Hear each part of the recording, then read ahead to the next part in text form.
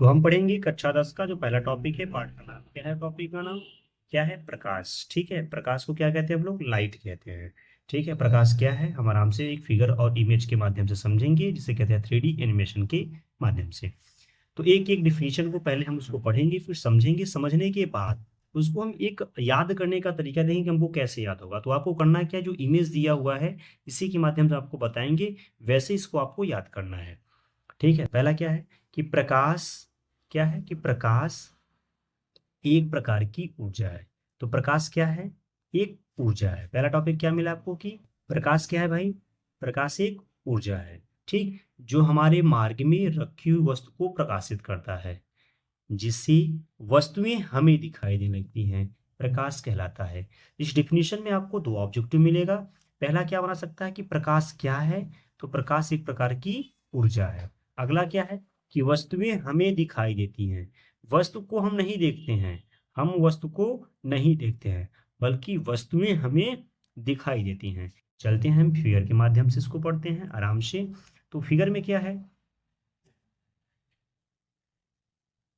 Save कर लो। इतना time लगेगा सर जी?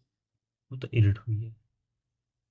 चला, तो क्या है भाई, आप यहाँ देखेंगे क्या है, यहाँ पे के पास प्रकाश है। प्रकाश क्या, आपको ये चमक रहा है, तो ये जो चमकना हुआ है इसका क्या है, ये एक ऊर्जा है। यह क्या है, ऊर्जा है। नहीं, मजा देता है कलर।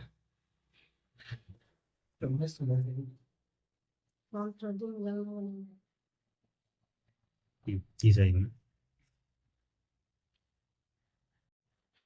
आई। मतलब ये दवाई तो प्रकाश क्या है भाई, प्रकाश क्या है, एक ऊर्जा है। ठीक, प्रकाश क्या है, एक ऊर्जा है। यहाँ पे क्या है, हम है भैया, अगर कोई भी वस्तु है, मान लिया हम मतलब क्या हो, पॉइंट क्या हो, ये पॉइंट। ठीक, ये क्या है, ये आपका मार्ग है, ये क्या है, एक मार्ग है।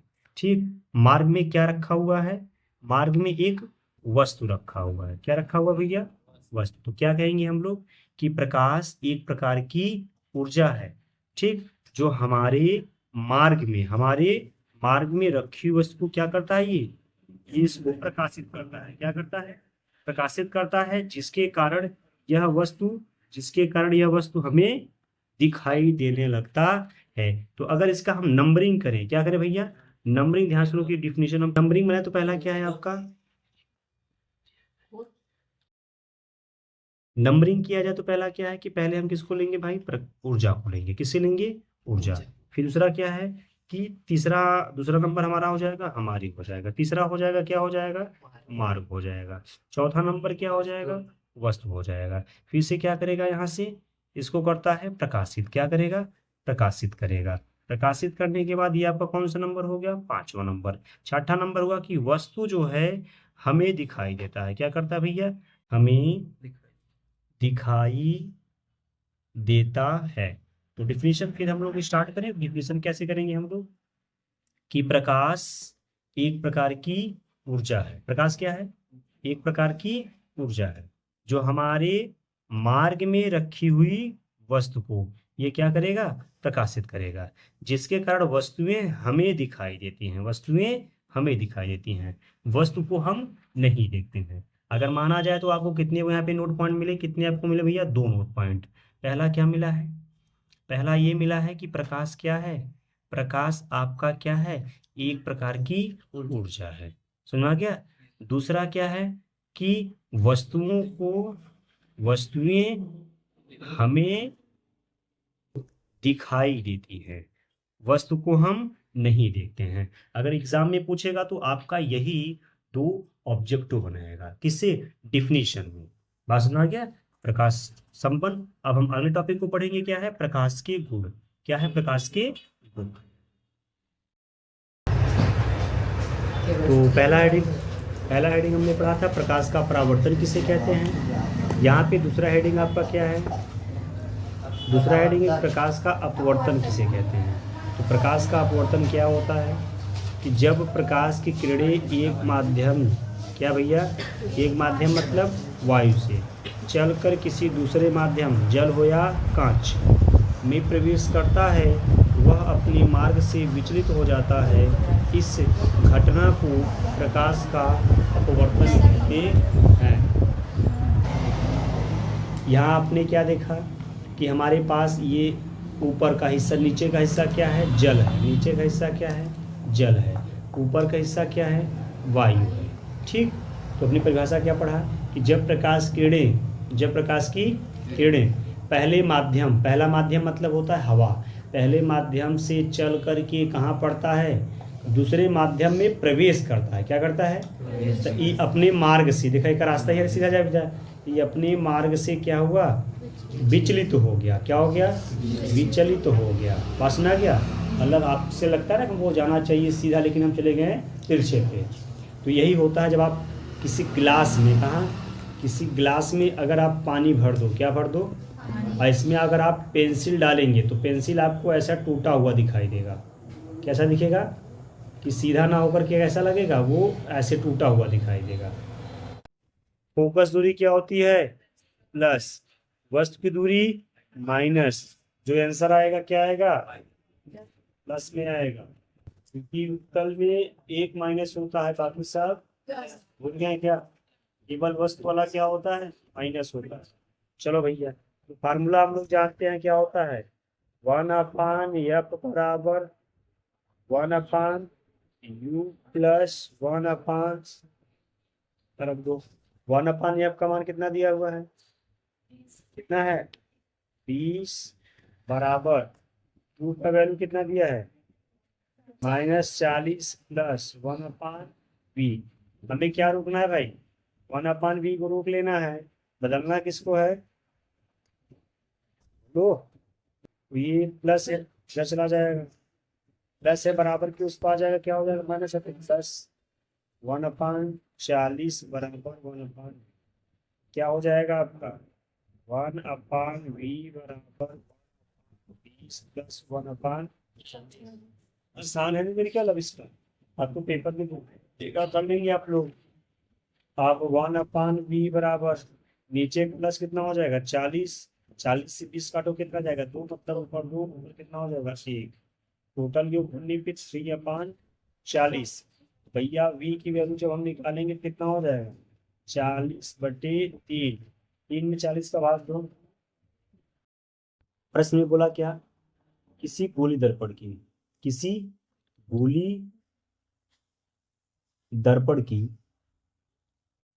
ठीक, हमें वस्तु की दूरी कितनी दी है, u बराबर -10 दिया है, मतलब कि u का मान हमको मान लेते हैं कितना दिया है, 10 दिया है। कितना दिया, u का मान 10 दिया है, ठीक, और v का मान हमको कितना दे दिया, वो 20 दिया है। तो क्या पूछेगा, फोकस दूरी, क्या पूछेगा, फोकस दूरी। क्वेश्चन समझ में आ गया, कि कोई गोली दर्पण है जिसका वस्तु की दूरी 10 सेंटीमीटर है और उसकी प्रतिबिंब दूरी कितनी है, 20 सेंटीमीटर है, तो उसकी फोकस दूरी क्या होगी। तो क्वेश्चन में हम लोग क्या करेंगे भाई, हल करने से पहले हम लोगों को पता है कि फार्मूला क्या होता है, 1/f बराबर 1/u प्लस 1/v। ठीक है, फार्मूला यही है। आपको u पहचानना है, v पहचानना है, या हल करना है। तो करना क्या है, अब इसको हल करने से पहले हम लोग यहाँ हल करने से पहले दो बातों को ध्यान देंगे। क्या देंगे भैया, कि पहली बात ये देखेगा कि हमसे पूछत का 1/f।